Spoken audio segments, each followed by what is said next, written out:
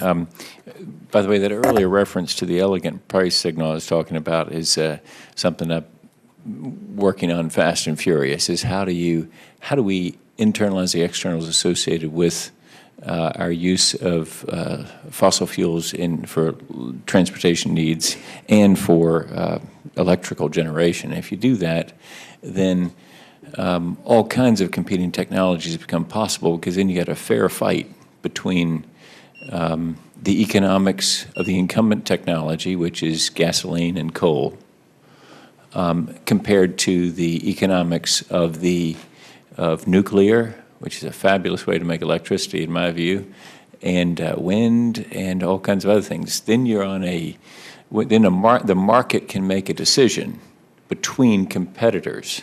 Right now, one competitor, fossil fuels, are getting a freebie in the air, freebie in national security, and that's not a fair fight. So as a conservative, I insist on accountability, and that means coal, be accountable for all the health consequences of what you do, and be accountable for the CO2 emissions.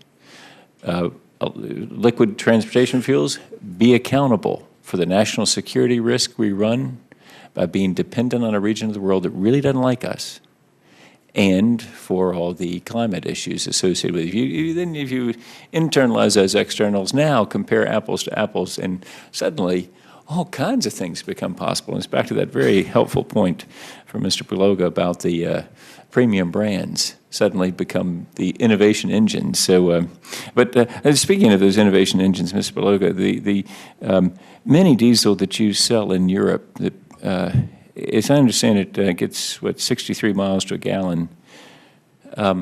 Why isn't that here? There's a question earlier, and maybe you could elaborate on why it's not here, or why it isn't in the U.S. Well, California has the most stringent emission control regulations of any entity in the world. One of the things that enabled us to build diesel engines that would meet the California stringent requirements was low sulfur diesel fuel, which the EPA implemented, and fortunately now we have, which allowed us to have ultra low emissions, clean diesels we call them, on the roads. The problem that we have today with the mini diesel is a problem of getting that particular engine as clean as necessary for California.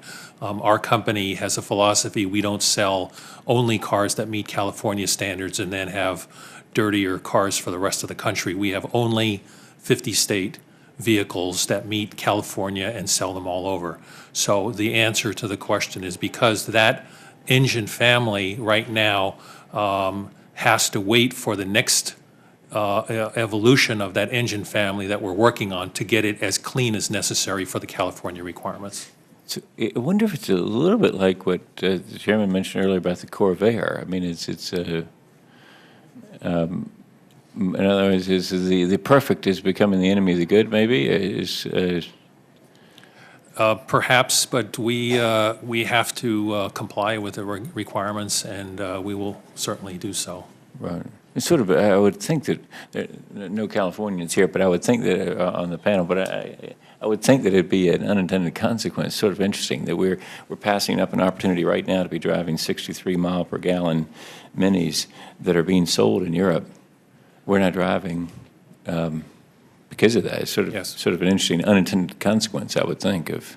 Our fleet average in Europe of the BMW cars on the road in Europe is 158 grams per kilometer, which translated into mile per gallon is about 35 miles per gallon. And we attain that with about a 68% fleet of diesel cars in Europe. Now, of course, 68% or 70% of diesel cars in this country is impossible to imagine. Although there are some good signs, we're seeing that for the first time diesel fuel is actually less than regular gasoline in terms of cost. So maybe we'll make some progress with diesel cars. Would you yield, Mr. Inglis? Do you have a calculation on the per mile CO2 emissions? 150. In other words, so you're getting 67 miles to the gallon of diesel, but what's the net? In the end, are you getting a greater or lesser per mile CO2 emission? The CO2 is reduced, yes, it is. The CO2 is reduced because although there is more carbon in diesel fuel, you get an inherently better, approximately 30% better fuel economy. So That's even my if you question. get a 15 to 18% rise in carbon for the fuel, you get a 30% improvement in fuel economy, so the net is an improvement, yes. And, Mr. Chairman, your indulgence because the time's up. I just think it's interesting that Mr. Beloga just said that the next generation may get you there on the Mini, and it's just interesting to note that BMW put in an assembly line, I think opened in 1994 in Spartanburg, and in 2006, BMW closed at Thanksgiving, paid everybody through New Year's, and ripped out a 12-year-old assembly line to replace it with a brand new one. Out with the old, in with the new. I mean, that's the kind of insistence, seems to me, that we need in public policy for getting there. You know, I mean, if you think about it, BMW likes to say they're a engineering company that happens to make cars. Well, I would just hope that Mr. Chalk takes back to the Department of Energy this kind of inspiration that says, get with it. I mean, we are in a race for the future here, and we need to have that kind of insistence. Just rip out a 12-year-old assembly line. Spend hundreds of millions of dollars to make it better. Wow, what a concept, and what an exciting inspiration, really, that I'm inspired by being with and representing companies like that. So thank you, Mr.